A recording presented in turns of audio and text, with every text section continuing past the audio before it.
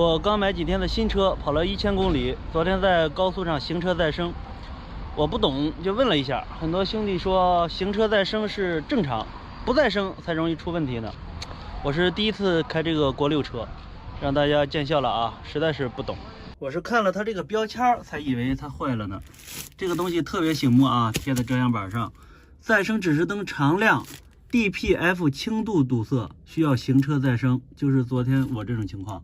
我刚买几天就轻度堵塞了，那我再开下去会不会需要驻车再生啊？再往下开是不是可能进服务站需要维修了？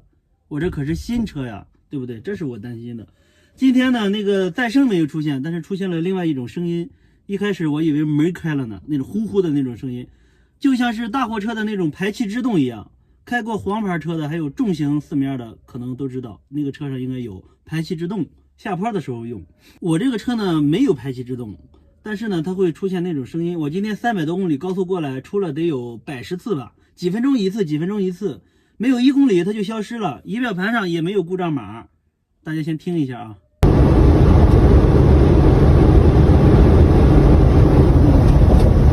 没了，就是这个声音，什么都正常，踩油门它也出，松油门也出，几分钟出一次。